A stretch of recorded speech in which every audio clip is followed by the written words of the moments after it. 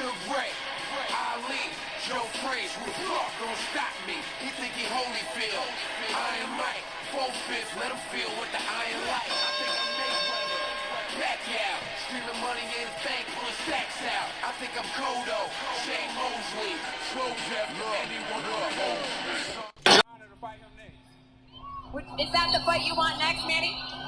Yeah, why not? I mean, we'll give the fans a good fight. Would you want to do it right here in AT&T Stadium? I saw Mr. Jones. I don't know where he went. I'm sure he would have no qualms about doing that. Well, I'm so happy to be here in Dallas, and I'm hoping that I will be back here soon. What's going on? This is Going the Distance, and we're going to recap the Errol Spence fight versus Mikey Garcia. It's your boy over here at 12 a.m. Sitting across from me is G. So, what did you think about the fight? It was pretty much everything I expected it to be. Errol Spence came in, was quicker, bigger, and punished Mikey Garcia throughout the whole fight from the beginning to the end. I think Mikey maybe landed a couple, like 5 big punches throughout the whole fight, and that was early on. But later on in the fight, he was just taking a lot of punishment. And Spence couldn't get the knockout. He was going for the knockout, but Mikey showed a lot of heart, surviving those 12 rounds and being able to, just last with the pound for pound king at 147. Yeah, speaking of heart, just want to give a huge shout out to both fighters, man. Like getting prepared for a fight and stepping into that ring, it takes a different character to do that. So hats off to both of those gentlemen. I was highly entertained with the fight. I honestly thought that it was going to be more action via Mikey Garcia's side. But, watching the outcome of it, it was just one-sided, pure dominant fight by Errol Spence. I would love to see a knockout happen. I didn't want to see the corner stop it. I wanted to see Mikey hit the canvas and be counted out, or just the referee wave it off. But, sometimes you just got to understand that you just have a warrior inside that ring who maybe won't touch the canvas throughout the entirety of his career, So that could be possibly what happens. Mikey took some tough shots, man. Some tough shots. He got a hell of a chin. So, it was a good, entertaining fight. What did you think was the biggest difference in the fight? It was just Errol Spence's speed. His speed, because usually when the smaller man moves up to fight the bigger man, usually if the smaller man wins or is competitive, he's usually the faster of the two. Mm-hmm. And in this fight, even though Mikey was the bigger man moving up, Spence was still a lot quicker. And I don't think Mikey was anticipating how quick Spence was going to be, even with that at that weight. So I think it threw off his whole game plan. Like, he said he saw holes in Spence that he could take advantage of. He's not as technically sound, but I think that speed that Spence had was too much for Mikey to anticipate overcome. All right, so speed was a huge difference, but I want to talk to you about the buildup of the fight. Were you sold at all when it came to Mikey's confidence? Like, he seemed highly confident in this fight and exposing the truth. Did you buy into that, or you just think it was just selling the fight? I bought into his confidence. I think that he went in there thinking he could win. He's 39. He was 39-0, so he's never lost as a professional. And so when you go in there, you enter the ring, you think you're going to win the fight. He didn't go, and throughout the whole fight, I never doubted that he was in there to win the fight. Like, he even though when he was getting hit with the clean shots, he didn't give up. He didn't cover, hide behind his shell. He still was throwing punches when he had the opportunity to. But when he was getting bombarded with them, he was, obviously defending himself. But he was still trying to win that fight. all the way to the end. I think he still believed the whole time he had a chance to win the fight. Yeah, I think the same thing. I bought into Mikey's confidence. I bought into it just believing that it was going to be a highly competitive fight. My predictions during the build-up was Errol Spence was going to have a late round stoppage. I was saying like around the 8th, 9th, or 10th round, and it looked like it was going that way, but Mikey just said, not today. I'm not going out like that. And he had Mexico on his side, and he didn't want to let his country down, his family down. He's a prideful individual, so I can respect that. He told his brother not to stop the fight. He can finish it. Kudos and everything. It says a lot going the distance. I'm pretty sure you can build off of that. I disagree with Timothy Bradley saying that Mikey's done because he took a beating. I just think that he's going to go and pound out those people at 140, 135, It's similar to, like your big brother beat you up, but, you're going to go out and dish it out to somebody else. So I still think that he's going to have a great future, at 135, 140. I don't know how difficult it is for him to cut weight to make 135. He said he walk around like at a good weight, so it's not a problem. But if you look at that body, it looks like he would lose a couple pounds. But it's not like the snack gyms are going to be investigated for. For sure. For performance enhancing drugs. But at the same time, look at how many people Mikey beat up with muscles. So but with that body, I mean, he could drop down to 140. Shouldn't be an issue.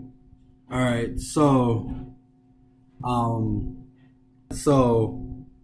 Errol Spence, how would you like to see him follow up this great victory? Pacquiao. You want to see him versus Pacquiao? I think it helps build his star. Because Pacquiao's still the biggest name in the sport that's still active. Yeah, for sure. I don't know if Floyd's ever going to come back. But I'm sure if Floyd comes back, he's not going to fight Spence or any of the young ones. It's going to be against Pacquiao. Right. So Pacquiao I think, helps just market Spence to more people, to be more mainstream and build his character. I mean, they did 47,000 at AT&T Center or AT&T Stadium. Do you think that they'll make that fight happen? Because I believe they dug Terrence Crawford for a while. I think Terrence Crawford ducked them. Terrence Crawford was a free agent and could have signed with the PBC where all the 147-pounders are, and he decided to stay with Top Rank where there's nobody there. It's a graveyard to keep to fight Amir Khan. So that's how you feel? Yeah. All right, so Terrence Crawford had the chance, just like Tyson Fury. Tyson Fury won the rematch with Wilder, but he went to go sign with Top Rank, where they don't have no heavyweights over there, instead of staying with the PBC to fight Wilder. All right, so in the welterweight division, we have Errol Spence at the top. We got Terrence Crawford. We got Manny Pacquiao. We got Keith Thurman. We got Sean Porter. We got Ugas. And we also have Danny Garcia. That's a hell of a lineup right there, man. I would love to see him fight a legend. I just think that Manny Pacquiao will give him a tough fight. It'll be an action-packed 12-round fight, and I think that Errol Spence can edge that out and become the face of boxing like he wants to become.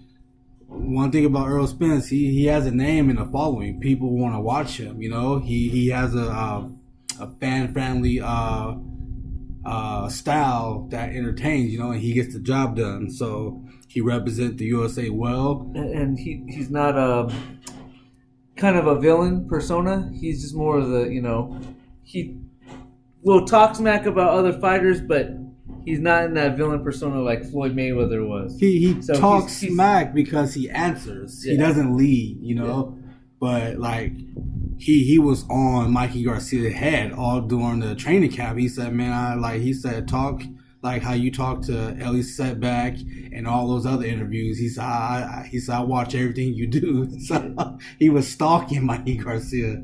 So he watches everything. He sees everything. Yeah. So that's a bad man. So all right. So that's my top pick for Errol Spence. And if he doesn't get Manny Pacquiao, who would you like to see him in there against? Sean Porter or Keith Thurman. But that's going to be pretty tough. Keith Thurman don't want no smoke to like 2036. Yeah, Keith Thurman's going to be running for a long time. But I think Sean Porter will step up. But he needs to fight, one of these other top 147 pounders. Danny Garcia has a tough fight. I mean, Danny Garcia, that'll be an exciting fight too, if he fights Garcia. But then even Mikey Garcia versus Danny Garcia would be an awesome fight. But there's so many potential fights in the 147 pound division. Like, it's just he has to fight one of these top guys. I mean, it looks like it may have to be a Sean Porter. Sean Porter said that he'd take the fight and that he would love the challenge, but everybody don't want to seem like a little puss ball. Sean Porter has the ugly. Yeah, his style is ugly. Yeah. Hopefully, he doesn't try to do what he did against Ugas and try to fight on the outside and just get outboxed the whole fight. But Danny, I honestly would like to see him in against like Danny Garcia. Danny Garcia has a fight against Adrian Granados April 20th. So realistically, that fight will happen at the end of the year, basically, But Manny Pacquiao, he's scheduled to fight in July versus an unnamed opponent, and Errol Spence said that he would love to insert his name there. Yeah, because Errol Spence didn't take any damage really against Mikey Garcia. Okay. And he could go right around and fight Pacquiao. All right. So let's just say that July comes. Earl said he's going to be ready for Pacquiao July. Who will you think Vegas have as the favorite in that fight versus Manny Pacquiao and Errol Spence? Errol Spence will be the favorite. And I think Errol Spence will win by my early predictions by stoppage in the 10th. He'll stop Manny Pacquiao? Yeah, he'll stop Pacquiao. Manny's been stopped before, so I mean you're not far off. I just want to see it, man. I just want to see it. I would give the edge to the younger, hungrier fighter, Earl. I think it'd be the passing of a torch, like how Manny retired your boy De La Hoya. And it's not like Manny doesn't have a chance, because Manny's looked good in his last couple fights. Yeah, but, it's not like he's like an old, washed up. Dude, I guarantee you I can look good against Broner. So I'm not giving him credit for somebody that doesn't throw any punches. I mean, but Broner that was Broner's chance right there. Broner was on. He said he was going to beat him on God.